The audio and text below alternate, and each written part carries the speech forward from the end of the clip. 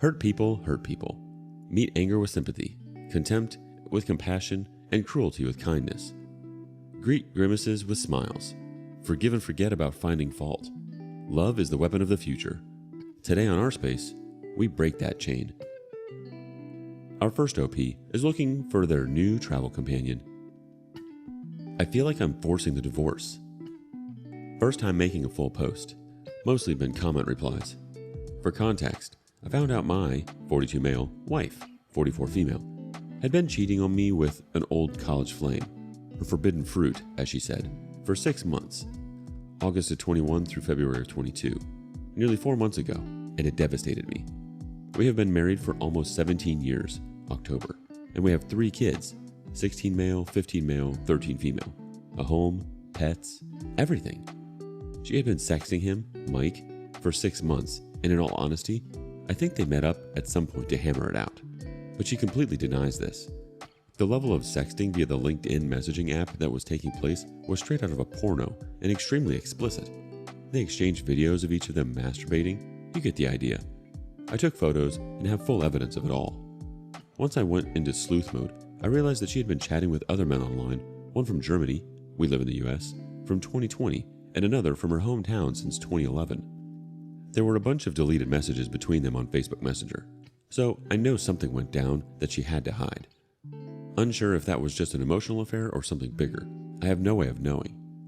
We are now almost 4 months out with the divorce papers, being prepped now by my attorney. I have tried and tried to get her to see the light of our marriage and how much we were in love, but it was mainly how I was in love. She just wouldn't budge on getting counseling, zero remorse, and it took her forever to say she was truly sorry.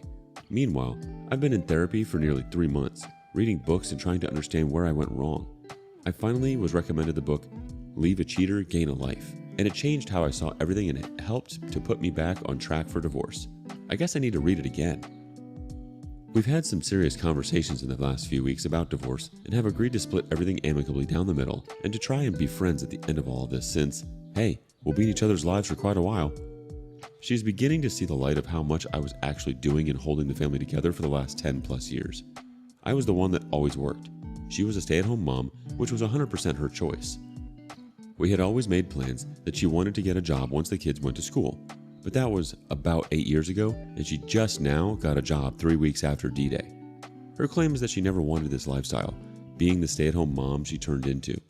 I'm starting to wonder if this was an exit affair.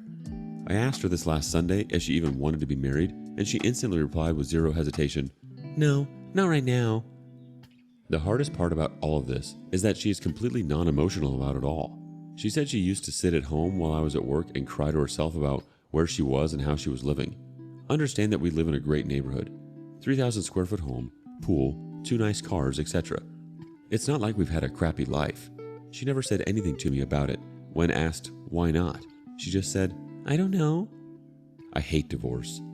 Some because of religious reasons, and mainly because I have always wanted a family with kids, pets, and a woman that loved me.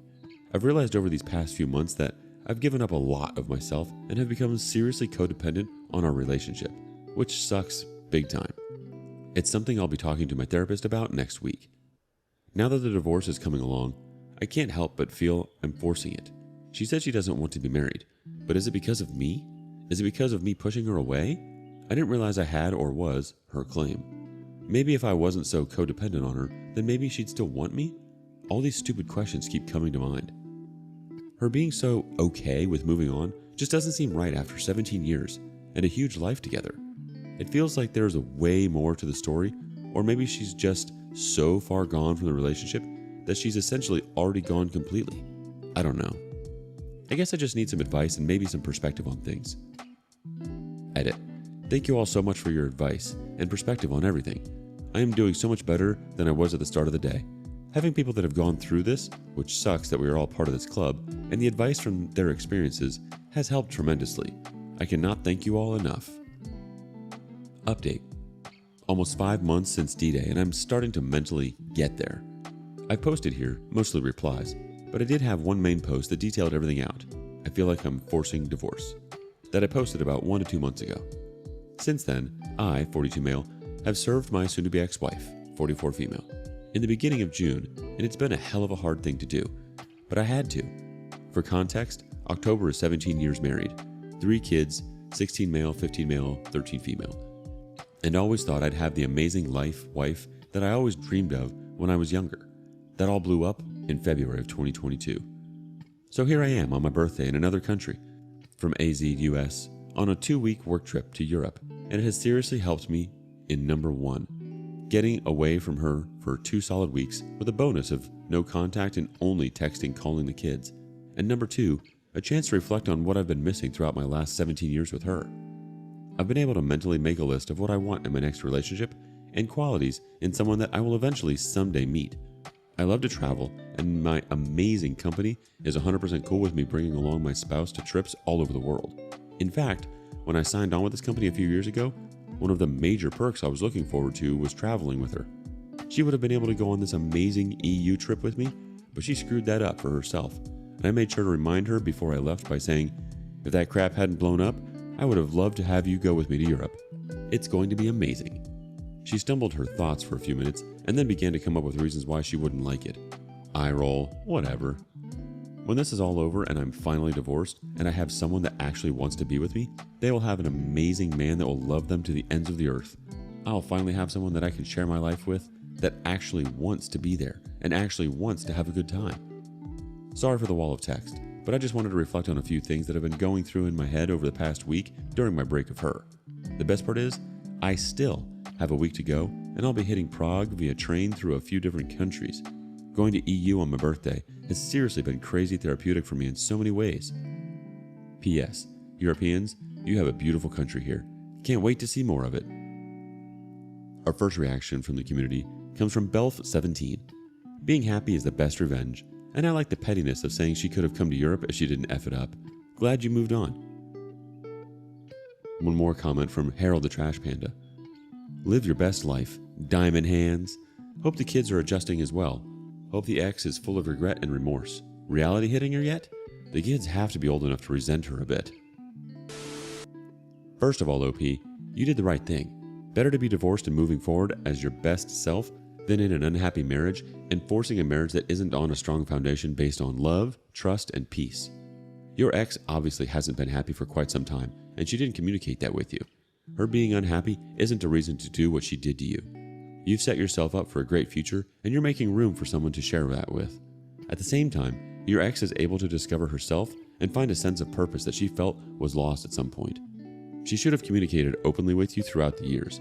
That being said, it is easy to lose ourselves in relationships.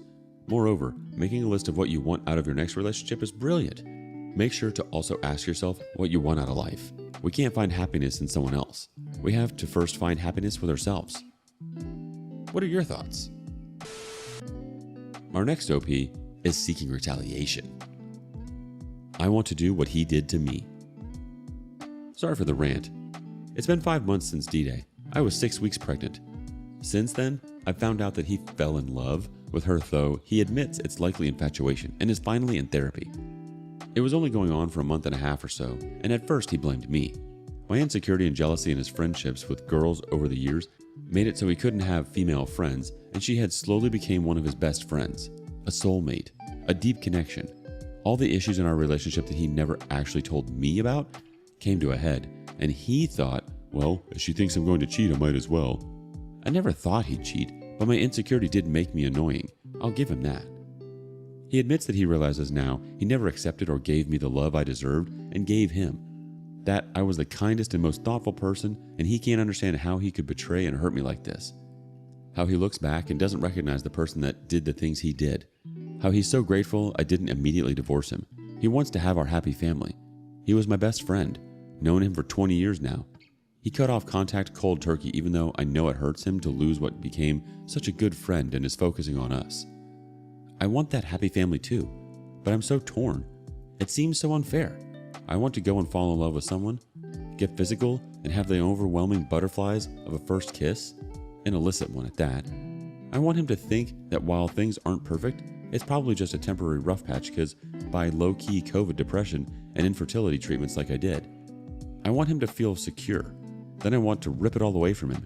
I want him to know exactly the long-term pain and suffering and PTSD that comes from having your entire worldview destroyed in a moment. I want him to hurt this way. I know it's not healthy, and I'm not actually encouraging vengeful acts. I don't think I could if I tried anyway. I'm in therapy and all that. Just thought someone else out there might have these invasive and sometimes satisfying thoughts too. ETA, thanks for all your feedback, the support, and the tough love. I definitely have a lot of feedback to consider. I didn't expect to get a lot of feedback, and I should have taken a step away. I didn't realize the toll it would take on my mental health. Going to delete this throwaway for now and go back to lurking. Thank you again, everyone. Let's check in with some of that advice. First, from Mrs. Jingles 0729. However you feel and whatever you want to do is totally normal and okay. I've seen some people will go on an expensive vacation to a dream destination with a friend or friends that their cheater pays for as a way to give them some happiness that they got during their affair to make it even. I have no clue if that works, but I'd take the vacation and try it. Get tested. Putting your health at risk and your baby's health at risk is really cruel. If you stay, get a postnuptial so next time separation and divorce are going to be in your favor. Look up the 5 stages of grief and work your way through them. You'll never be able to unsee who he is now. You'll never get the same feelings of trust, safety, and security. Relationships take effort, and it will always be easier to start something new, only fun, then put effort into the existing relationship with bills and kids and responsibilities. You'll never unsee that lazy, low effort, lying, cheating, selfish, manipulative, gaslighting coward. It's also really crappy that he causes you to doubt him. Always follow your gut, and he blames you for being insecure. Grass grows where it's watered. While he was showering this time, energy, and affection on another woman, that relationship blossomed while yours died. This has zero to do with you. Don't listen to his words anymore. Meaningless to liars. Only watch his actions. How is he going to make this up to you? What consequences will he face? What's his action plan to improve and not continue to be a failure as a man, husband, and father? Without these things, he'll do this again. The next thought comes from Bitchy Flower Pot. Oh my god, girl, are you me? Like, literally? I've been having the same effing thoughts lately. I gave my significant other everything I could, and they backstabbed me at the birth of our youngest. Even Satan must be scared of him. I'm drained of energy. I don't think I believe in love anymore.